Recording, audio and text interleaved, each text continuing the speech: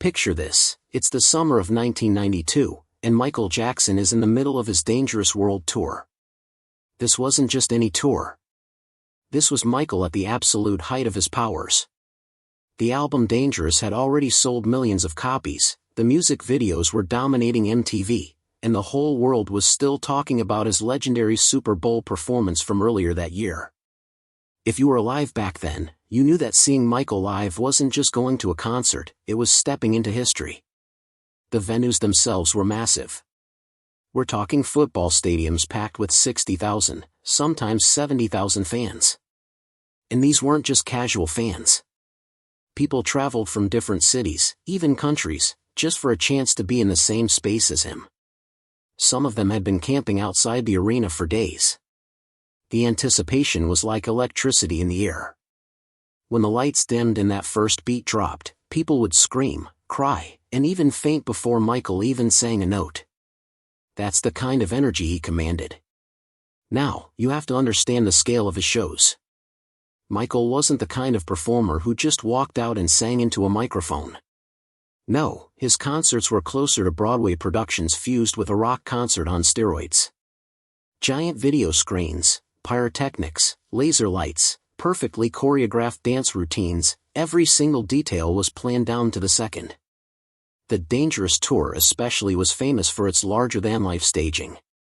At the start of every show, Michael would literally be catapulted onto the stage. He'd stand completely still for a full 2 minutes, not moving a muscle, while the crowd lost their minds.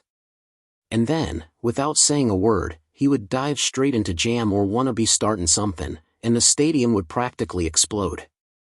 So in the middle of all that, the chaos, the noise, the screaming fans, the last thing anyone would ever expect is for Michael to bring it all to a screeching halt. Think about it. A Michael Jackson concert was like a machine, a non-stop spectacle. If you were there, you'd probably assume nothing could interrupt it, not weather, not technical glitches, not even Michael himself. That's why what happened that night was so shocking. And to really drive home the point, most artists at that level don't stop their shows for anything. The performance, the timing, the perfection, it's all too valuable, too expensive, too carefully planned. A show like Michael's cost millions to produce. Every minute mattered. But on that night, when Michael spotted something unusual in the crowd, he did the unthinkable. He stopped everything. By painting this scene, you can start to imagine the contrast. On one hand, you have tens of thousands of people screaming, the music blasting, fireworks going off. On the other hand, you have Michael Jackson, the king of pop, deciding in that very moment that none of it mattered as much as one child in the audience. That's why we remember this incident to this day. Because it wasn't just about a concert. It was about humanity in the middle of a spectacle. So here's where things took a turn that nobody in that stadium could have predicted. Michael was deep into his performance. The music was booming, dancers were hitting every move, and the crowd was on fire. But then, right in the middle of all that energy, Michael did something unusual. He stopped. Now, if you've ever seen a Michael Jackson concert, you know his shows were like clockwork. Every step, every beat, every light cue was perfectly synchronized. Nothing was left to chance. So when Michael suddenly froze and raised his hand to cut the music, you can imagine the confusion. The band quieted down, the dancers froze in place, and the spotlight followed Michael as he slowly walked toward the edge of the stage. At first, the audience wasn't sure what was happening. Some thought it was part of the act, maybe a dramatic pause before launching into another hit. But then, Michael did something that wasn't scripted, he pointed directly into the crowd. His expression had completely changed. Gone was the performer's smile, the showman's energy. Instead, his face was serious, almost urgent. He gestured to security and leaned forward, trying to get a better look. Thousands of people turned their heads to see what he was pointing at. And there it was, a child in the audience, clearly struggling. The music wasn't important anymore. The choreography wasn't important. Michael's entire focus was on that one child. You could feel the atmosphere shift instantly. Imagine standing in a sea of 70,000 people who were seconds ago screaming their lungs out, and suddenly, silence spreads through the crowd. Even the fans in the back, who couldn't see exactly what was going on, could sense that something extraordinary was happening. Security moved quickly through the audience. People stepped aside, confused but cooperative, as the child was carefully brought forward. Michael waited at the edge of the stage, never taking his eyes off them. And here's the thing that made it so powerful: he wasn't performing anymore. There was no choreography in that moment, no rehearsed lines. He was just Michael, a man seeing a child in distress and refusing to ignore it. The silence in the stadium was almost eerie. You know how a crowd of that size has this constant background roar? That buzz of voices, cheers, and movement? For those few minutes, it disappeared. People were holding their breath, waiting to see what Michael would do. And then, as the child was lifted up to the stage, Michael knelt down. He reached out his hand, gently touched the child's arm, and whispered something that only they could hear. No cameras, no microphones, no press releases. Just a quiet exchange between a superstar and a sick child in the middle of the biggest show on earth. That's the moment fans will never forget. Because it wasn't flashy. It wasn't about music or fame. It was about humanity. Michael Jackson, the man who could make stadiums shake with his voice and his moves, chose to pause it all for one fragile life in the crowd. Now let's talk about the child, because this is really the heart of the story. The cameras didn't zoom in. The spotlight wasn't on them. This wasn't a publicity stunt, it was just a kid in the crowd, sick and fragile, and yet determined enough to be there at a Michael Jackson concert. Think about that for a second. For most children, a stadium packed with tens of thousands of screaming fans would be overwhelming. But for this child, who was already struggling with illness, just being there took an unbelievable amount of strength. From what witnesses recall, the child was pale, visibly weak, and had clearly come to the concert despite their condition. And if you've ever seen Michael's fan base, you know how dedicated they were. Families would save money for months, sometimes years, just to get tickets. For this child, seeing Michael wasn't just entertainment, it was a dream, maybe even one of their last wishes. That's why this moment hit so hard. When security brought the child forward, you could see how delicate the situation was. The crowd, which moments earlier had been chaotic with excitement, suddenly became protective. People moved aside respectfully, almost like everyone collectively understood, this is bigger than the show. Fans who were fighting for the best view just seconds before were now holding each other back to make room. Michael's reaction said it all. As soon as the child was within reach, he didn't hesitate. He knelt down on stage, reached out his hand, and gave the child his full attention. There was no rush, no pressure to move things along. The concert, the choreography, the timing, it all faded into the background. He locked eyes with the child, and for those few moments, it was as if nobody else in the stadium existed. And here's where it gets even more powerful. Michael didn't turn it into a performance. He didn't grab the microphone and make a speech about compassion. He didn't wave dramatically for the cameras. He simply connected, a hand on the child's arm, a few quiet words, and a smile that was genuine, not rehearsed. It was subtle, but sometimes the quietest gestures speak the loudest. Now, we may never know exactly what he said. Some fans claim he whispered words of encouragement, others believe he just asked how the child was feeling. But whatever it was, you could see the child's face light up, even if only for a brief moment. And that moment mattered more than the entire spectacle of the night. Because here's the truth, for a child battling sickness, hope and joy can be as powerful as medicine. And Michael understood that. He had spent much of his life visiting hospitals, donating millions to children's charities, and making time for kids who looked up to him. This wasn't unusual for him, but stopping an entire show in front of tens of thousands of people to give that attention to one child? That was rare. The fans watching knew they had witnessed something they'd probably never see again at any concert, anywhere. It wasn't about the music anymore. It was about love, empathy, and showing a sick child that they mattered, even in a sea of thousands. What's really incredible about this whole moment is how the audience responded. You have to remember, these weren't quiet, polite theatergoers. This was a Michael Jackson concert. People were screaming so loud that you could barely hear yourself think.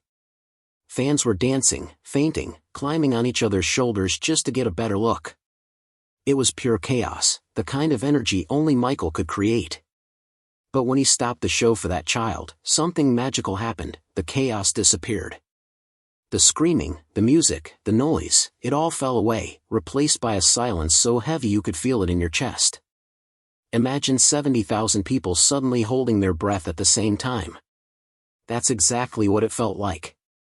At first, people were confused. You could see it in their faces. Some were craning their necks, trying to see what Michael was pointing at. Others thought maybe it was part of the performance, some dramatic new twist in the choreography. But then the realization hit, this wasn't entertainment. This was real. And the crowd's mood shifted instantly. The same people who had been jumping and shouting a few seconds earlier now stood completely still, almost protective, as the child was brought closer to the stage. You could see fans helping security, moving aside willingly, whispering to each other as if they didn't want to break the moment. When Michael knelt down to greet the child, that's when the emotions hit the audience full force. People in the front rows started crying, and not the kind of tears you shed from excitement. These were tears of empathy, of seeing something so raw and human in the middle of such a massive spectacle. Even fans way in the back, who couldn't see the details clearly, felt it. They didn't need to see every movement to understand the gravity of what was happening. And then, after those few minutes of hushed silence, something amazing happened. The applause started. At first it was small, a few people clapping nervously, almost unsure if it was the right thing to do. But then, like a wave spreading through the stadium, it grew louder and louder until the entire crowd was roaring. And this wasn't the usual concert cheer. This was different. It wasn't for a song or a dance move. It was for compassion, for love, for that one simple act of Michael stopping the show for a child. Some fans later described it as the most emotional moment they had ever witnessed in their lives. Others said they had chills all over their body, the kind you can't explain, only feel. And that's the thing, music can create energy, but empathy creates connection. Michael had managed to connect 70,000 strangers through one single act of kindness. When the music finally resumed, the energy of the crowd was transformed. Yes, they were back to screaming and dancing, but now there was a deeper respect in the air. Everyone knew they had just witnessed something rare, a moment that would be talked about for decades. Because in that stadium, Michael Jackson reminded everyone that even in the middle of fame, fortune, and spectacle, humanity always comes first. So here's the big question, why did this moment stick with people for so long? After all, concerts happen every day, celebrities interact with fans all the time. But Michael stopping his entire show for one sick child, that was different. It wasn't just touching in the moment, it carried a meaning that went far beyond the music. First, let's start with the obvious. A concert at that scale is a massive production. Every second is choreographed, every cue is timed, and every delay costs money. For most artists, stopping a show simply isn't an option. The lights, the band, the dancers, it's all synchronized like a machine. So when Michael pressed pause on all of that, it sent a clear message, this child is more important than the performance. That alone is powerful. But there's another layer to this. Michael Jackson wasn't just a superstar, he was the superstar. The king of pop. At the time, he was arguably the most famous person on the planet. People fainted in his presence. Leaders, presidents, and royalty lined up to meet him. And yet, in that moment, none of that mattered. He chose to use his position, his influence, and his spotlight not for himself, but to show compassion to someone who probably never imagined they'd be seen by him at all. And here's something a lot of people don't realize, this wasn't a one-off act of kindness. Michael had a long history of going out of his way for children. He founded the Heal the World Foundation, which was dedicated to improving the lives of sick and disadvantaged kids. He donated millions to hospitals and charities, In fact, he's recognized in the Guinness World Records as the pop star who gave the most to charity in history. He also visited children's hospitals quietly, without media attention, just to spend time with kids who looked up to him. So when he stopped that concert, it wasn't a publicity stunt, it was consistent with who he really was. That's what makes the story so important. It wasn't just about one child.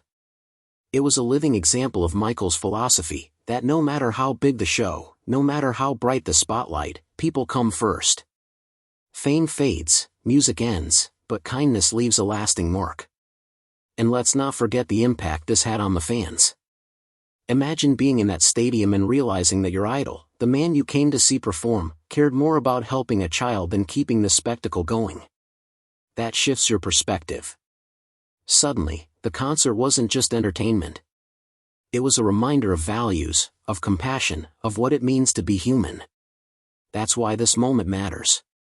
Because decades later, people don't remember what song Michael was about to perform when he stopped the show. They don't remember what outfit he was wearing or which dance move came next. What they remember is the humanity. And in a world where celebrities are often seen as untouchable, Michael proved that sometimes the greatest performance isn't on stage, it's in the small acts of love that outshine the spotlight. So now we reach the part that really shows why this moment never faded away. Think about it, Michael Jackson's career was filled with iconic performances, jaw-dropping dance moves, and legendary songs. He performed at the Super Bowl, broke records with his world tours, and created music videos that are still studied decades later. And yet, fans still talk about this moment, a few minutes when he stopped a show for one sick child. That tells you something about its legacy.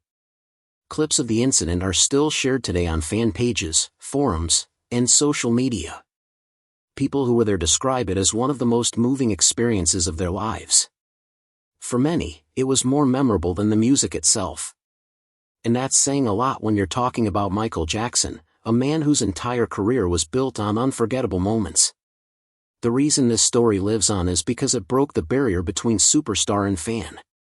In that instant, Michael wasn't the king of pop. He wasn't a legend, or an untouchable icon. He was just a human being showing compassion to another human being. And fans never forgot that. It also shaped the way people remember Michael beyond his controversies. Let's be honest, Michael Jackson's life wasn't without shadows. Over the years, his name has been surrounded by speculation, scandals, and criticism. But moments like this serve as a reminder of the other side of the story, the side where he used his fame and fortune to help others, especially children. Even people who might not be diehard fans can look at this incident and say, whatever else you think of him, that was a powerful act of kindness. There's also the ripple effect. For the child who was brought on stage that night, imagine the impact. We may not know their full story, but think about the memory they carried, being lifted up in front of tens of thousands of people, only to be met by their hero who chose to pause everything for them. That moment probably became a source of strength, a story to hold on to during tough times. And for their family, it must have been unforgettable. Even beyond the individuals directly involved, this moment set an example for others in the music industry. Artists often talk about connecting with their audience, but Michael showed what that really looks like in practice. He reminded the world that fans aren't just ticket holders or faces in a crowd, they're people with lives, struggles, and stories. And sometimes, giving just one of them your attention can inspire millions. That's why, decades later, the legacy of that night is still alive. Fans post about it, documentaries reference it, and people share it as proof of Michael's true character. And honestly, isn't that what legacy is about? Not the charts or the awards, but the moments of humanity that outlive everything else. Because here's the thing, the music will always be there. The performances will always be legendary. But what keeps Michael Jackson's story alive in the hearts of people is not just the songs he sang, it's the humanity he showed. And this moment, in that stadium, with that one child, is one of the clearest examples of why his name will always carry more than just music.